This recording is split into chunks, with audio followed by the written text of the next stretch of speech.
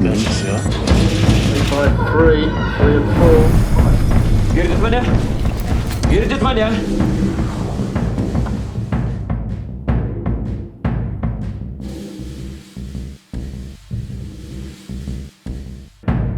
Kino centre Forum Cinemas Vingis įvyko ilgai lauktos juostos Lošėjas premjera.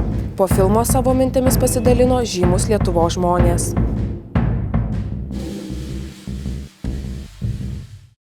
Pats sumanymas labai įdomus, labai stiprus personažai.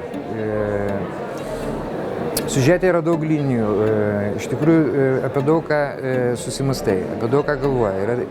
Tai tikrai ne toks nelinijinis tas siužetas.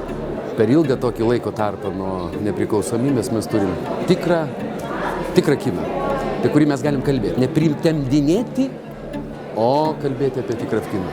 Ir garsas puikus, muzika puikiai, operatorius puikus. Ir artistai visi puikus. Aš galvoju, kad mes turim labai gerą filmą, labai gerą pavyzdį visiems kitiems. Tai nemoralizuojantis filmas. Man pasirodė šiek tiek kažkokio tai etinio patoso, šiek tiek pabaigoje jau tarsi atsirado. Bet šiaip jis yra baisus. Jis yra baisus būtent to, kad parodyti žmonės, kurie žaidžia žaidimą arba lošia lošimą, patys būdami kažkokio tai didžiulio, jiem patiems nesuvokiamo žaidimo dalis.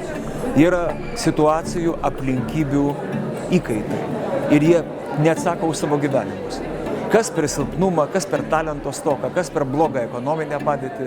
Bet aišku yra viena, kad yra parodyti žmonės, kurie žaidžia žaidimą, kurio esmės nesuvokia patys. Bet kitaip jie gyventi negali. Aš šiandieną džiaugiausi aktoriniais atradimais kaip aktorė ir man tai tikrai suteikia daug malonių pojūčių ir apmąstymų.